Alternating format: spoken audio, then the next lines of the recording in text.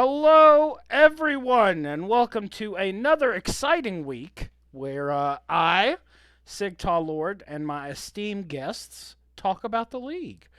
Well, speaking of esteemed guests, we are short a guest tonight. We got a lot to cover, and we wanted to make sure we stayed in time. So I want to introduce my wonderful co-hosts, Jareth Jareth, aka Infinite OP, and Jeff, aka Jeff. Guys, how you doing today? I'm good, Pretty man. How good. are you? Not bad.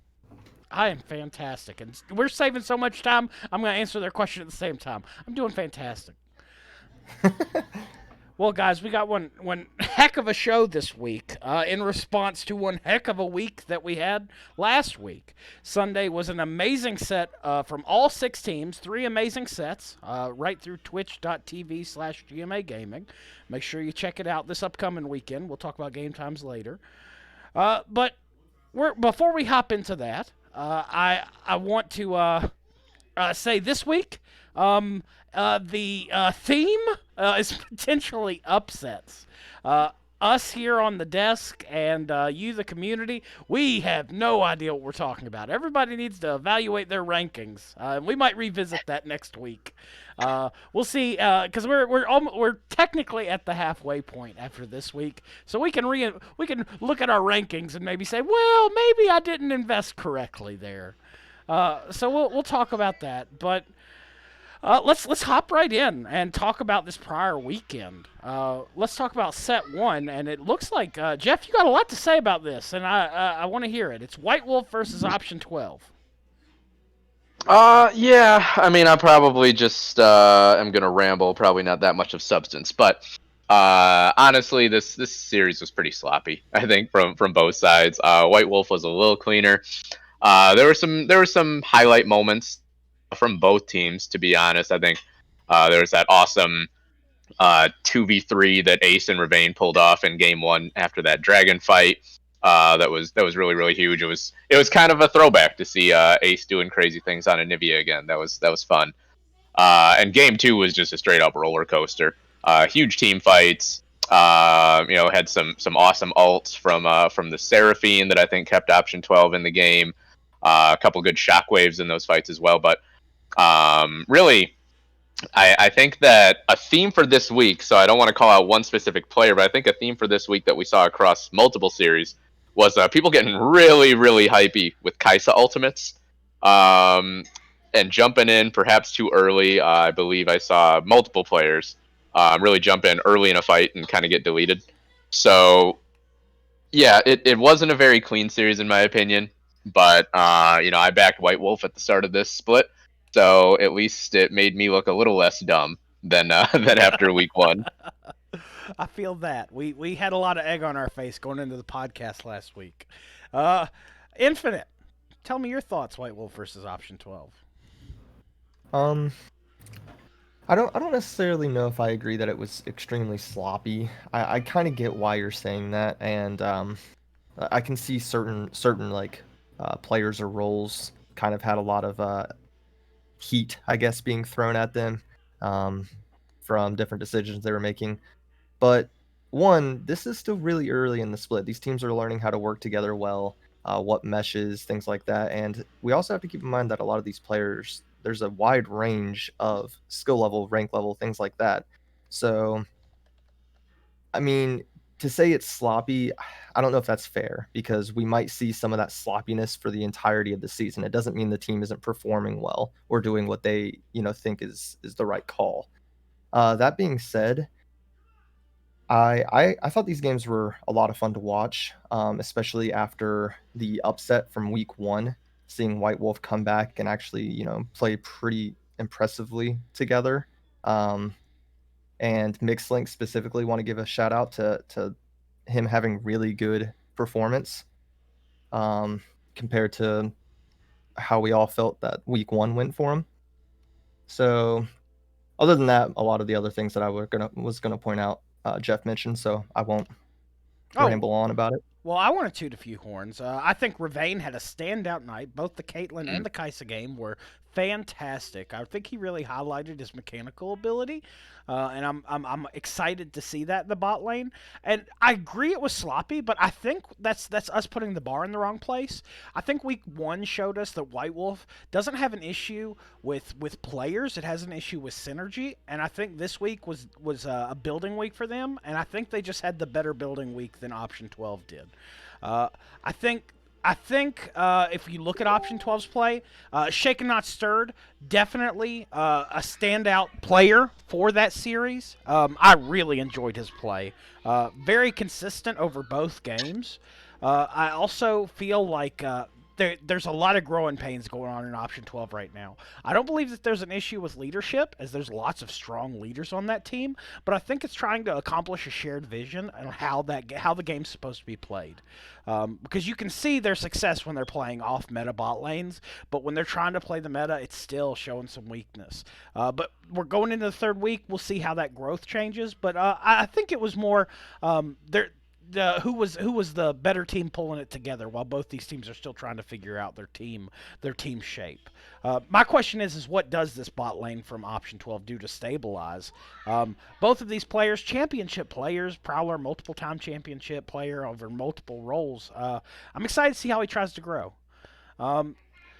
So that does wrap up that set. Very well played by all players. Then we do move on to game 2, which was Blitzkrieg versus Northern Storm. Infinite, what did you think? So I think that Blitzkrieg played exceptionally well, but I think Blitzkrieg played so well because of how incredibly good Pistol Crab played and was able to get quite the advantage and then spread that to his laners. On the flip side, I don't think, and I could be wrong, but I don't think last week was a good reflection of how Northern Storm's going to do for the rest of this split. It seemed like they had a very off week, and their jungler, in my opinion, just I don't know if other things were on his mind, but it didn't seem like he showed up. And like I said, I think that's an off week. I don't think that's a reflection of his actual ability or anything like that. But if it is, then that kind of scares me for Northern Storm, because we've seen a team like this before where a lot of the weight, a lot of the pressure was on the arms of the jungler. And if you could figure out how to shut them down, the team didn't perform nearly as well. It was the story of Northern Storm last split. So I'm hoping that's not the case, and I feel like we're going to get our answer this week. I hope so. Jeff, do you agree that maybe it was a little bit of maybe some misunderstanding in the jungle? What exactly happened in this game where Northern Storm weren't able to show that week one strength they had, and Blitzkrieg continued to show that we don't know what the hell they're capable of? Well, I think that Infinite touched on this a little bit. The tempo, the pace that Blitzkrieg plays at, they put a lot of pressure on you, and a lot of that is, Pistol Crab is the catalyst for that. But I think that he's got a lot of help from his solo lanes who are always ready to come help him out. I think his solo lanes are generally performing pretty well on their own, which puts them in good positions to come help. Let's see, I believe it was game 2 when Pistol Crab 2v1'd in the jungle, got first blood, stole Gromp, and Slackosaurus wasn't able to move over and help out with that because Brandana had him shoved under tower already at about 3 minutes. So I think the Blitzkrieg, they really put so much pressure on you, and if you're not up to the task, if you don't have a plan to accrue advantages elsewhere or something, then it can snowball against you very quickly. I think that's what happened in both games. Second game more so. I do think that the Northern Storm bot lane held its own pretty well. I think that they looked solid overall, but I think that there needs to be maybe a little more thought and put into like a map-wide plan for early game and things. But again, not to put them at too much fault, because I think Blitzkrieg just played really well in that regard as well. I agree. I thought like Blitzkrieg are playing like men possessed. These players are going above and beyond expectation. Pistol went 9-3 and 24 on the weekend with that MF pick. Fantastic. Blown away by those plays. So my question is, if both bot lanes performed well, I thought it was still a very close game in the mid. we've talked about this jungle difference. During week one, Northern Storm had majority objective control. Only lost 4 Drakes over both games. Very solid.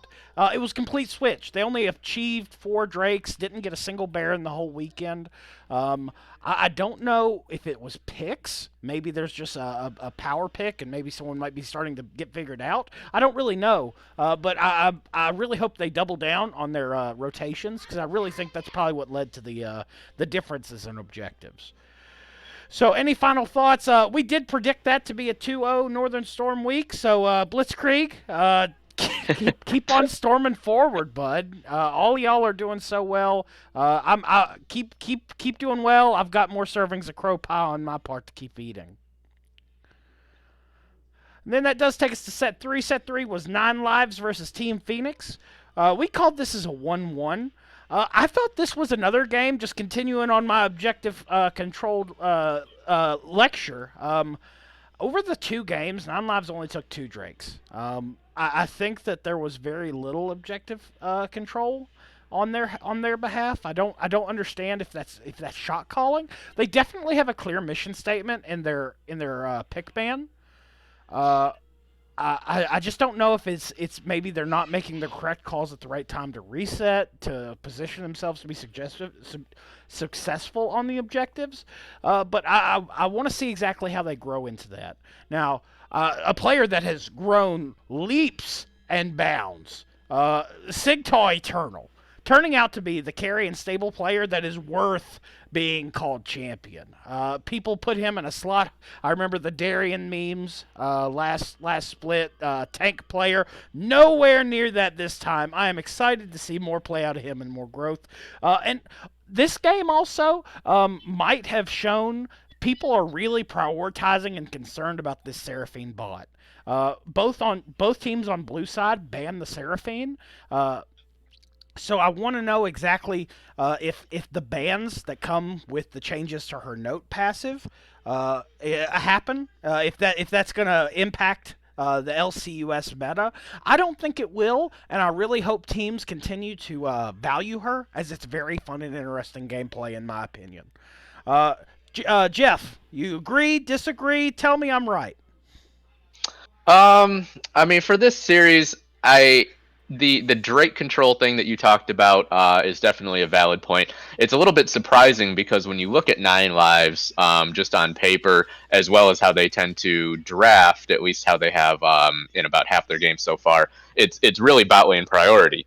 So when you have bot lane priority, when 2 of your stronger players are in the bot lane, you would kind of expect that to translate into more Drake control. And it might be, this is a small sample size, but I remember vividly at least one time, I believe it was for the Elder fight at the end of game 1, they were late rotating down there to get some vision. I think there were 2 or 3 of them up in the top lane when there was maybe 20 seconds till Drake spawned. They ended up having to face check into their own blue buff brush and getting chunked out and had to give up the Elder for free. So yeah, late rotation there. But I want to give credit to Phoenix. I think Phoenix drafted really well. I really like the Jax pick for Alonzi Tardis because I think he historically has enjoyed having kind of a farm-heavy playstyle, and putting him on Jax allows him to do that and allows him to become a carry threat, really scale really well. And I like that they took away Victor in game 1 because I think so far, from what we've seen from Cuba Libre, that seems to be his most comfortable champion, and it allows him to provide that secondary threat beside General Wally. I do think for 9 Lives, one of the pros that I liked was Rolexus on Rel. I think that looked like a good pick. He had some pretty good initiations, and we've seen, we saw his Alistar do work. I saw in Discord the other day, he said something about, like, stop banning my Alistar, you guys. But I think Rel allows him to do some similar things as Alistar. So I think that could be a promising pick for him going forward. Thoroughly agree. Infinite. Yeah, I have a lot to unpack for this one. This is my favorite part, trying to make enemies during the podcast. So I'll start with Phoenix. Some of the things that have already been pointed out. Eternal, I agree. His performance has been just really, really amazing in my opinion. But the reason is for something that I don't know if a lot of players know. It's not just because he's overperforming past what his ranking says he should, in my opinion. It's the fact that he has been adapting so quick to both seasons. Last season, he picked up new champs right before the season started, because his jungler Prowler at the time uh, kind of coached him towards those people. He picked them up and he dominated with them. And we're seeing the same thing this split. He picked up a couple new champs. I'm not going to spoil any of the ones that we haven't seen yet, but we saw the Nasus. That's not something he's been playing for a super long time. That's something he picked up very recently. So kudos to him for just being able to pick up champs and make them work with very little time dedicated to him. As far as the Seraphine that you mentioned, yeah, I agree that I think she's going to become one of the LCUS like high ban kind of champs, just because even if you're only decent with her, she has such high impact. So I'm not really surprised by her being banned and things like that. And then really I just want to give a shout out to Phoenix as a whole, because their ability to adapt and respond to each other they just seem like they've been playing together for a long time already.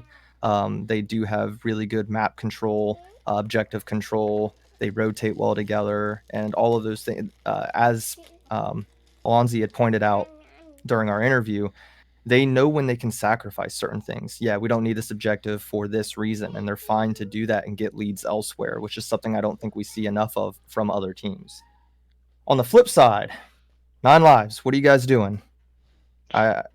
We bragged about you. We thought you guys were going to really, be a team that people underestimated. But you all got to stop making Wally the only target that teams have to worry about as far as damage goes. If he's the only one, it doesn't matter what spin you put on it. Enchanters, tanks, if he's the only damage and the only threat to the team, you guys are going to keep losing. Stop it. You tried it twice. It's not working. Move on. On that note, though, I agree that Relexis has been doing exceptionally well with his support picks, including things like Rel. I think if there had been another damage option, or just more damage on that team, they actually probably would have won that one. So I think that if you put Relexis on some of these higher, tankier engage, Alistars, Rels, things like that, you definitely need Wally to not be your only damage. No, hard agree. I did ask in our Discord. Please don't hesitate to look for it. GMA Gaming LCUS. I'd asked Idle, who is the jungler for 9Lives, Udyr. He played him in that last game, and I asked, are the nerfs that just hit Udyr going to hit him? And he said, no, he's still good. I don't think it's good enough to knock him out. He'll be B tier at least. And then we did get some feedback from Token as well. Udyr nerf is more like a placebo to put a chain on the man bear, flash smack, turtle, tagger, Chad. Not really a nerf, but a good comparison is, say, a certain armadillo getting 15 miles per hour, 15 hit points per level cut for no reason. So I think that I don't think that this will take Udyr out of the meta. I think the itemization is the issue. It's just so easy to itemize him and play him at any stage in the game. But I hope we get Idle on a carry, and I'll talk more about that here soon. Before we move on, folks, I do want to announce our Player of the Week. After a phenomenal both games on Caitlyn and on Kai'Sa, it looks like by a majority, Ravane is the Player of the Week. Ravane, wonderful play. We did get a few questions answered by him. His favorite champion is Riven. I expect to see that. Pocket pick is Sivir. He says it's not really a secret, but it's a pocket pick. His favorite skin line is Spirit Blossom. Flash goes on F for him. And the match that he was most excited for and enjoyed was Prowler. He says Prowler is one of the people he looks up to most in the league. So, very revealing. And Ravane, we're so glad that you decided to join our league. Continue to perform well, and we'll keep singing your praises. Well, folks, the LCUS usually has a sponsor read at this time, but at this, we have made the choice to not take a sponsor at this time, and we are instead highlighting our behavioral health issues. including mental health. Behavioral health issues affect millions of adolescents and adults in the United States. Approximately 1 out of every 5 adults have some form of mental illness. In 2014, of the nearly 44 million Americans who are living with a disorder, less than half received any treatment or services. In lieu of a sponsor, the LCUS has chosen to take this time to highlight National Mental Health Helpline. Save it, share it, use it. This resource is available 24 hours a day, 365 days a year, and can help callers find many different types of mental health support in their local area. Furthermore, the Mental Health Helpline is free and confidential. If you or someone you know is struggling and in need of help, call 1-800-662-4357. That's 1-800-662-HELP. And again, reach out. We all care. On top of all that, let's talk about week 3. This upcoming week, we do have very exciting matches for you. First up on the table is 9 Lives versus Northern Storm. That is our 5:30 Central Standard Time match. So please join us on Twitch for this exciting fight. And I think, in my opinion, guys, we're looking at a 2-0 Northern Storm.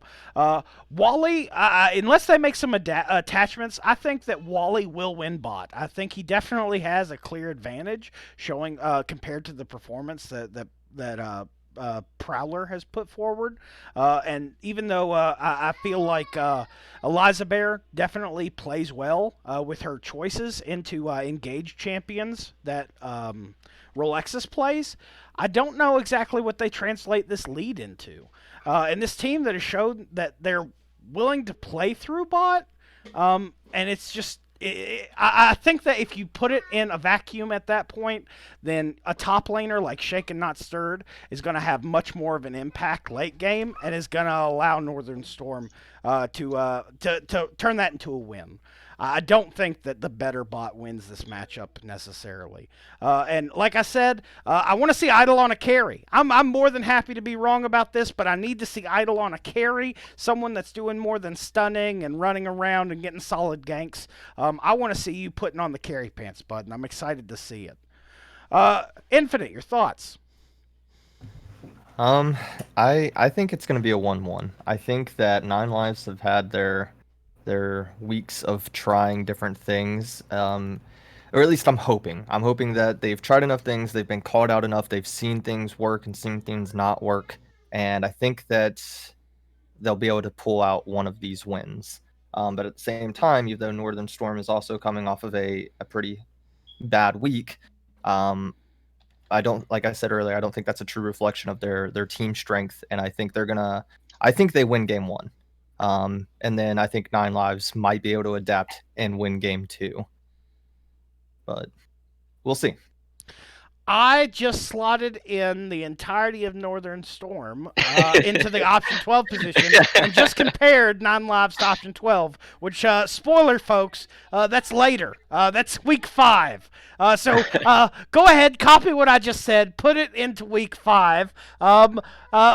To reevaluate my feedback, I think that the mage flexibility that we have in the bot lane with Alpha is something that will play better into the flexibility of the potential Senna or even the Seraphine we saw last week out of Eliza Bear. So I'm still gonna give this to Northern Storm. And there again, I just compared it to Prowler. I'm so flustered, guys. Oh my gosh. Northern Storm. Yeah, I'll ride the train. Peach emote, peach emote, peach emote. Okay, go ahead, Jeff. All right. Yeah. So I think that these two teams, arguably, we've seen the biggest variance in the league between these two teams. They've had really high highs, but both got 0-2'd last week and didn't look that great while doing it. So I think that both have shown us that they have the potential to be really, really good. But I'm not sure how confident I am in picking either one of them. So that has me, kind of compelled to go 1-1 here.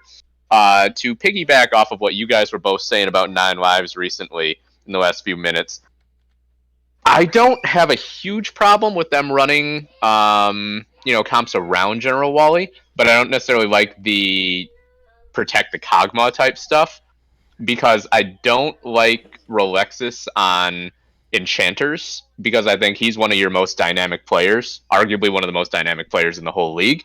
And I think putting him on something like Lulu is almost a waste of his abilities. So, yeah, I do think that Nine Lives will come up with something new this week. I really hope they do, to the point that I'm willing to give them a 1-1, but I think Northern Storm is a slight favorite. Hard agree. We'll come back at the end and get the coin predictions. Jeff, can you please be the priest to our holy god, the coin? Yep, already on it. Fantastic. For set 2, we have some players, I don't know who, on Phoenix versus an amalgamation of people that signed up to play for White Wolf. This is, if the players that I'm saying are playing for these teams now, is my match of the week. I think this is going to be Sigtal Eternal's final boss moment. Great Beard of Odin shows that he not only has an ocean deep pool, but the thing that he's known the most for, none of us have seen this split. So I'm invested in this Sigtal Infinite anime storyline.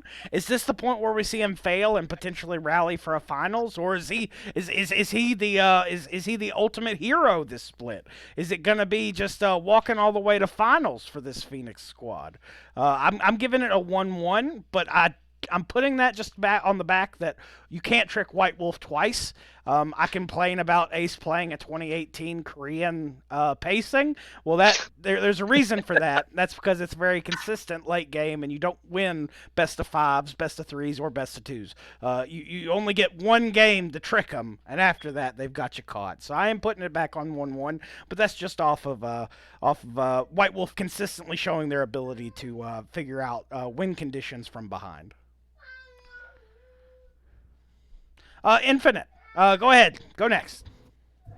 Yeah, I agree. I also have them as a 1-1. I think that these two teams, they both have different things that they really excel at. And you touched on White Wolves. I think their ability to kind of see, like you said, how a team plays, what they do, and then be like, all right, we know your tricks. We're going to adapt to it. We're going to shut that down. I think that's where they are going to shine. So I also have them winning game 2. But at the same time, Phoenix is continually pulling out new things, and as I said earlier, it seems like they have practiced them 100 times. Even if that's not the case, they perform very well together as one unit. And I like all the things you said about the top lane matchup. I'm also very excited to see this because at the beginning of the split, I would have said that this was the farthest gap between top laners, and I would have been eating my words at this point. So I'm very excited to see how that whole thing plays out. If Greatbeard of Odin is going to be able to punish Eternal enough to keep him from just picking something like the Nasus and dominating the late game, or how they respond to things like that. Fantastic. Jeff, thoughts? It feels weird to say this because we're looking at the team that I picked to finish first preseason against a team that honestly right now I probably have the most confidence in. I think that Phoenix has looked not just consistent but consistently good throughout the first 2 weeks, and there haven't really been as many questions about them as even other teams that have also been successful. That being said, I do think that White Wolf, they started to find themselves a little bit last week. I still think it was a little sloppy. I know I'm in the minority there, but I think that they're finding themselves. They're finding their stride. So I think it's going to be a 1-1. I really think that the bot lane matchup is going to be interesting to watch. I think that both bot lanes are good, but I think Alpha is a really big wild card in the entire league right now, because we know he moved over from mid lane after last split, and we've already seen that flexibility really come to fruition a couple times. He had a great Seraphine game. Last week had a Lux game, and they ran such a strange comp. It was like Jax, Orianna, Seraphine, or not Seraphine, Lux. And it's just tricky to prepare for things like that. So I think that Phoenix has enough tricks, enough diversity in what they can do, that it's going to be tough for anybody to 2-0 them. Oh, hard agree. As someone that constantly sings the praises of Alpha and his mage ability, he's going to be something to watch this week. Uh, Jeff, while you're spitting all this incredibly informative information, what do you think about this Blitzkrieg Option 12 game, folks? That's our game 3, and this is a real proving point, I think, for Blitzkrieg. What are your thoughts, Jeff? I mean, I think it's a proving point for both teams. Blitzkrieg, most people, I mean, no disrespect when I say this, but it's fact that most people had them ranked near the very bottom of the power rankings, and most people had option 12 ranked very near the top, if not at the absolute top. So I think, it's a proving stage for both teams. I think option 12 will actually appreciate this prediction because I'm always wrong whenever I predict their matches. But I'm going 2-0 for Blitzkrieg. That's what I expect right now because Blitzkrieg, as I talked about earlier, they play fast. They put a lot of pressure on you. It seems like they have early games thought out. And I'm not sure if option 12 will be ready to counter the aggression that Pistol Crab is going to put on them. Yeah, I guess I'd like to see adjustments from both sides. It would be fun actually to see Blitzkrieg play a different style, but I don't expect it. So we'll see if option 12 can handle it. Uh, I think that it's going to be excited, and I am very excited to see exactly if we continue to see various picks from Shaken Not Stirred. J Dog's had an exceptional split, and something that has been very different is his ability to just not be J Dog. He's playing tanks. He played Engage Malphite during the last 2 games, and one of those games walked away killless on a Malphite. He's having the time of his life. But Shaken Not Stirred is by and large the cornerstone for this Option 12 squad. So I'm excited to see if he can continue to be that, and I think that'll be a pretty hype matchup.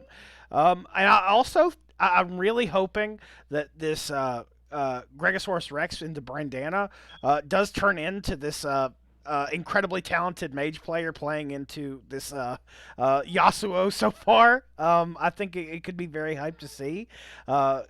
I know that most mages have a very solid plan playing into Yasuo, so I wonder if Brandana will break it out again. I certainly hope so. It's fun to watch, and I think it'll be 2-0 Blitzkrieg. Well, folks, I think we're going to go ahead and wrap. Nope. I knew it would happen once. All right. I'm going to give mine. I'm not predicting an outcome for this, but I do want to give my That's why I skipped you this time. That's probably why I kind of figured, as soon as I wrote that in there, I kind of figured you'd try and skip it. I was like, I'm going to have to cut him off. I think cool. you just need to learn to write. I need to learn to talk, so I can't flame you too hard. But there you go. We'll teach each other. All right. So the reason I don't want to predict here is because this week makes me nervous for option 12. And here's why. I think that if Blitzkrieg 2-0s here, I think this could be the death of option 12 this split. Not because I think it's impossible necessarily for them to bounce back under normal standards, but at that point you're halfway through the split, and this is a team that was pegged by so many to be the undisputed OP gonna win team. And if during week 3 they're the bottom of the board, I'm scared that will be the death of their chances in this split. On the same token, if Blitzkrieg is able to 2-0, I think it will have the opposite effect for them and will push them to a point where they can ride that adrenaline, they can ride that just overperformance that they've had based on what we all kind of expected, and there's a good chance that we're looking at a playoff team. Call me crazy for thinking things like that, but we've seen it before where about halfway through the split really does kind of determine where a team is going to fall. So I don't want to make any predictions because as you all have pointed out a couple times, we've been kind of bad at predicting this split, like really freaking bad. So I'm scared to predict anything on this matchup. I agree on all the points except momentum, and I don't want to be as bold to say this is our most competitive split ever, but the difference between first and third is 1 game. Nobody's got a clean nose right now. Everybody has a win or a tie. So we only have first, second, and third place, with tiebreakers being the thing that differentiates these teams. If you are watching with us on Twitch, you can see the standings. So it's super competitive right now. I think week 3 will be important for all of these teams, and I hope that it's important for all of our viewer friends out there. Folks, week 3 does start March 7th at 5:30 CST with Non Lives versus Northern Storm, followed by Team Phoenix and versus White Wolf Gaming, with our third set of the night being Team Blitzkrieg versus Option 12. These games do happen in order, so if one game runs short, the other will begin immediately after, so times may vary. Make sure you go to our Twitch channel if you're listening to this on YouTube, and you go to twitch.tv/GMA Gaming. And for those that are listening, make sure that you give us a follow and use that Twitch Prime sub. As you can tell, I definitely need some kind of therapy. So you guys giving us your sub will allow me to be able to afford the time to learn the players on the teams, and for this podcast to maybe make some effective forward thinking and predictions. Because so far, I mean, we in the loony bin right now. But we are excited to see you. The one thing that we have not done is we have not paid homage to the Blessed One, the coin, whose predictions have come down upon us and bring us all joy. Who will he show favor this week, Jeff? This week, the Blessed Coin favors Northern Storm to go 2-0, favors White Wolf to go 2-0, and favors nobody and a 1-1 in Blitzkrieg versus Option 12. Oh, blessed be the coin, hallowed be thy name. May your jingle hollow throughout these halls and be repeated on echo. We are ever your servants, magical blessed coin. And folks, we, being your loyal servants on the podcast, want to thank you again for joining us while we talked about the league. We appreciate you, and we hope that you'll be with us next week. Have a great day.